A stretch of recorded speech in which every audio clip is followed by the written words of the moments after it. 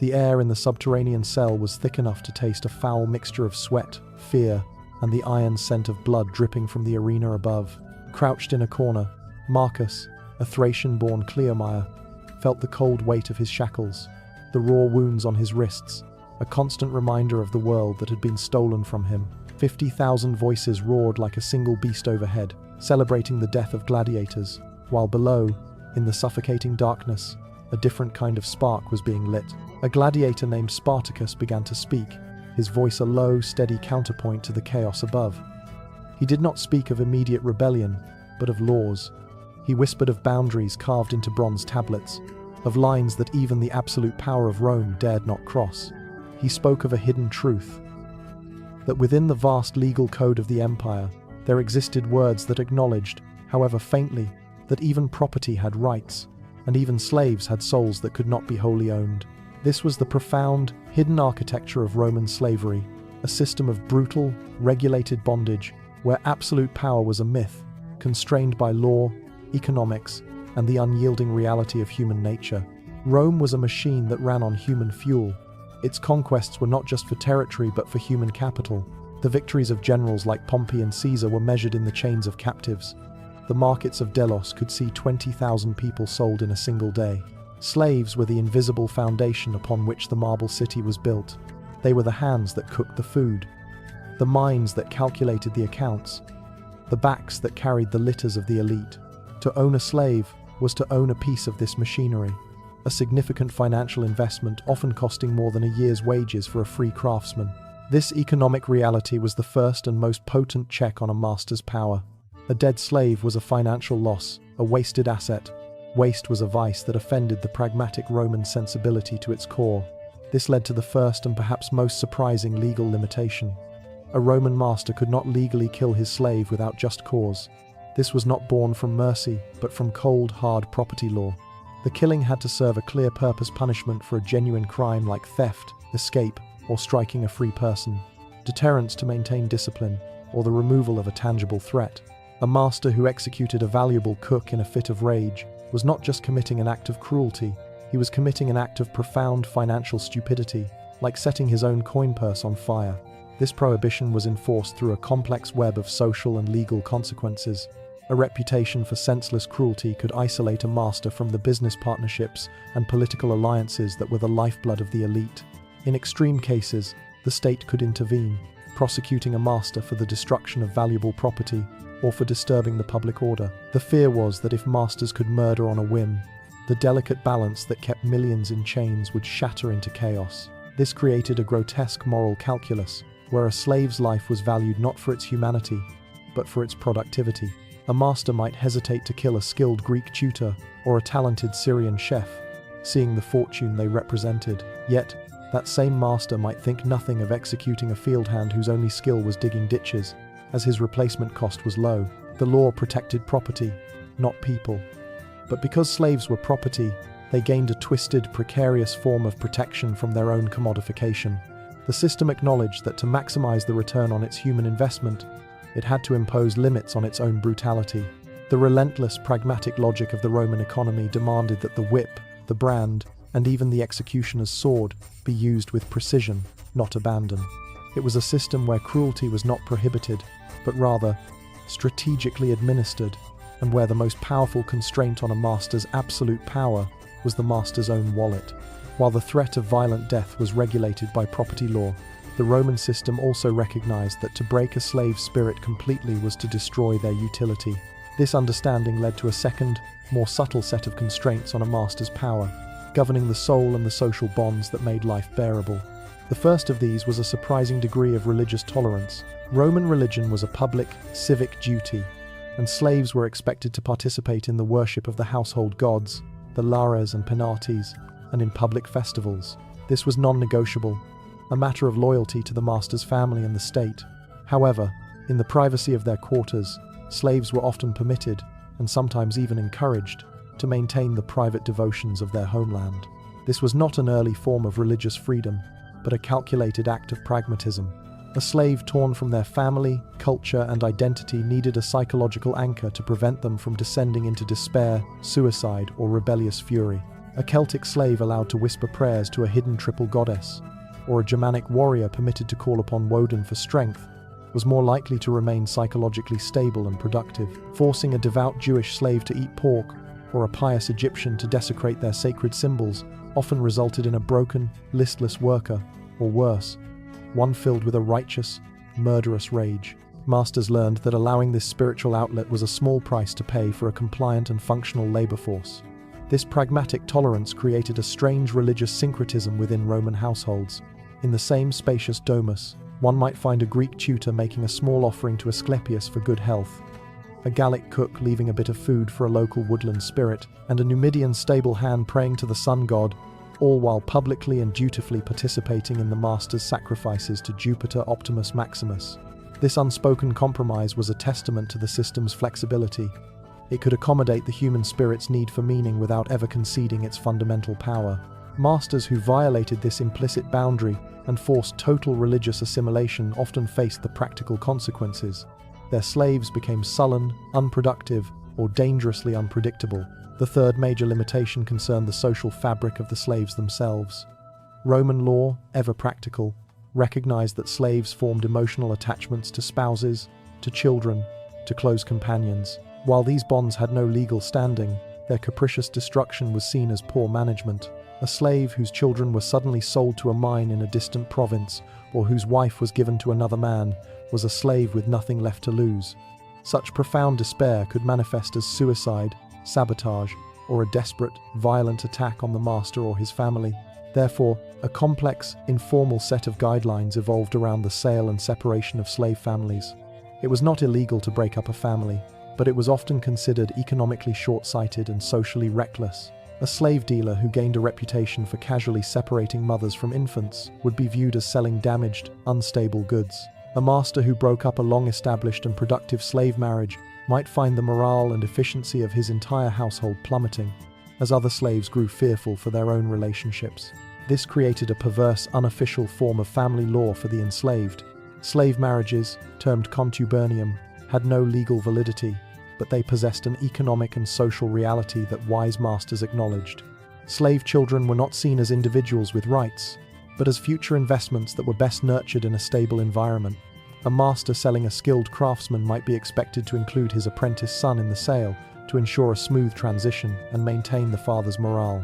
These protections were fragile, inconsistently applied, and always secondary to profit during financial crises or estate liquidations. Families were torn apart without a second thought. Yet, in the day-to-day operation of a stable household, preserving these bonds was simply good business.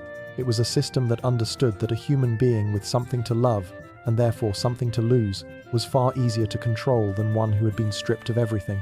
The most effective chains, it turned out, were not always made of iron, but of the heart. Beyond the realms of the spirit and the heart, the constraints on Roman masters extended into the brutal calculus of physical suffering and the cold mechanics of economics. The fourth major limitation governed the use of torture and mutilation. While Roman law and custom granted masters extensive rights to punish their slaves physically, this violence was not meant to be random or purely sadistic. It had to be proportional to the offense and serve a clear disciplinary or investigative purpose. A master could legally have a runaway slave branded on the forehead with the letters FUG for fugitivus, a permanent and public mark of shame. He could order a severe flogging for theft or insolence. However, he could not mutilate a slave so severely by blinding him or cutting off a hand that the slave became unable to work. Such an act was seen as the wanton destruction of valuable property. The prohibition on casual torture was enforced through the same mechanisms that limited killing: social pressure and economic consequence. A master known for excessive, uncontrolled brutality was viewed as lacking the self-control and judiciousness required of a Roman aristocrat. His reputation would suffer, and with it, his social and political standing. Furthermore, Romans understood on some level that random, unpredictable violence bred unpredictable and dangerous responses. A slave tortured for entertainment was a slave who might, in desperate retaliation, poison the master's food or set fire to the villa. This regulation of violence was codified in legal texts like the Digest of Justinian, which drew upon centuries of precedent. Slaves could be tortured to extract confessions in serious criminal cases, but the methods and justifications were specified. Punishment had to be commensurate with the crime. The difference lay in intent and proportion. A whipping for stealing was discipline. A whipping for the master's amusement was a violation of social norms that, while not always illegal, carried its own distinct risks. The fifth complex limitation concerned the testimony of slaves in legal proceedings. Roman courts were acutely aware that a slave's testimony could be coerced by their master, rendering it worthless as evidence and turning the courts into a tool for private vendettas. To manage this, an elaborate system was developed. Slaves could testify, but their words carried less inherent weight than those of a free citizen. Crucially, they could only testify against their own masters in extraordinary circumstances, typically involving crimes like treason or murder that threatened the state itself.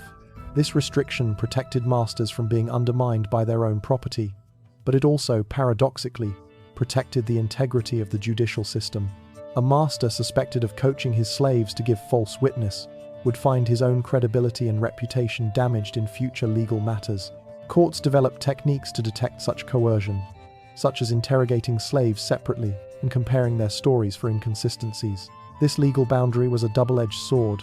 While it prevented slaves from being easily used as pawns against their masters, it also acknowledged that their testimony, given under the ever-present threat of torture, was inherently compromised. The sixth and perhaps most powerful daily constraint was economic and social, rather than strictly legal.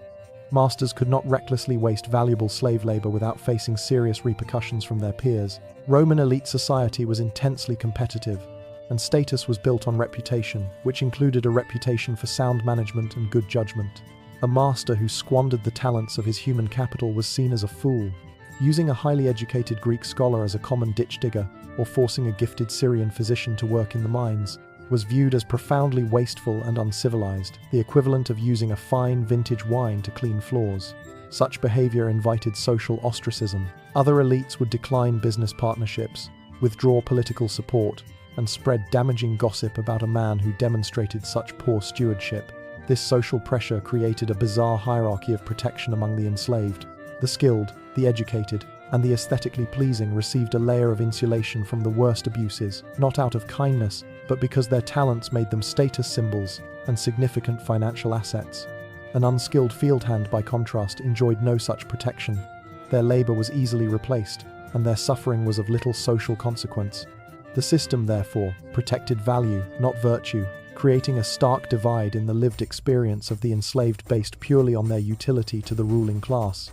The final layer of constraints on Roman masters was the most dangerous to the system itself, for it granted slaves a semblance of agency and exposed the fundamental flaw in the architecture of bondage. The seventh limitation was the peculium, a revolutionary concept that allowed slaves to earn and save money. With their master's permission, a slave could receive tips, sell handmade goods, or perform extra labor to accumulate a personal fund. While the master retained ultimate legal ownership and could confiscate it at any moment, social custom and economic self-interest generally protected these small hoards of coins. The peculium served as a brilliant safety valve for the system. It gave slaves an incentive to work harder and behave better, channeling their ambitions into saving for a future goal, most importantly, the purchase of their own freedom. This hope of manumission was a powerful tool for maintaining order, as a slave who believed they could buy their way out of servitude was less likely to risk everything in a desperate rebellion. The peculium acknowledged the enslaved as economic actors, creating a parallel economy that ultimately reinforced the master's control by offering a sanctioned path to limited mobility. The eighth limitation, concerning slave children, was equally pragmatic. Roman law viewed slave children as future investments. While their lives were harsh and they faced the constant threat of being sold away from their parents, masters who were excessively cruel or neglectful toward them were essentially damaging their own property. A child worked to death or starved before reaching a productive age represented a total loss on the investment of their upkeep. Furthermore, Roman cultural values, which idealized certain aspects of childhood and family life, imposed a social cost on visible brutality toward the young. A master known for whipping infant slaves risked being seen as a monster, even by his peers. The ninth constraint existed in the fraught realm of sexual exploitation. While Roman masters had vast, legally sanctioned sexual access to their slaves, this power was not entirely without boundaries. Social norms concerning honor and propriety still applied. Public, flagrant, or excessively degrading sexual violence could damage a master's reputation as a man of dignity and self-control, key virtues for a Roman elite. Furthermore, forcing a slave to violate a deep-seated religious or cultural sexual taboo from their homeland could trigger suicide or violent resistance, making such acts a risky proposition. The 10th and most perilous limitation was the right, however theoretical, of a slave to appeal to a higher authority. In cases of extreme egregious abuse that violated Roman legal or social norms, a slave could, at tremendous personal risk, seek the intervention of a magistrate or even the emperor. These appeals were rarely successful, and a slave whose petition was rejected faced torture or death. Yet, the possibility existed. It was most likely to succeed when the master's behavior was not just cruel, but wasteful and destabilizing, such as the torture of a highly skilled artisan or the brutalization of a household of slaves in a way that threatened public order. This right of appeal was the system's admission that private power could sometimes become so corrupt that it threatened the state's interests. It was this intricate web of regulations and limitations that Spartacus and his followers understood. They were not merely lashing out against random cruelty, they were exploiting the specific pressure points of a regulated system. The knowledge that their master's power was constrained by law, economics, and social custom revealed the system's inherent vulnerability. The very boundaries designed to preserve slavery also provided the blueprint for its challenge. The rebellion of Spartacus was, in essence, a massive violent appeal to the ultimate authority, the authority of the human spirit over property law. The 6,000 crosses lining the Appian Way in the rebellion's aftermath were a desperate attempt to reassert the myth of absolute power. But the crosses themselves told the true story. A system that must so brutally re-establish its dominance has already confessed its weakness. The limitations on Roman masters proved that any power which must be regulated has already admitted its own illegitimacy, and any people who understand the constraints of their own oppression have already begun the process of breaking free. Thank you for watching. If this exploration of the hidden structures of power in the ancient world resonated with you, please give this video a like and subscribe for more content that uncovers history's forgotten truths. We'd love to hear your thoughts in the comments below. Let us know where you're watching from. It's incredible to connect with you across time and space, united by a shared curiosity about the past.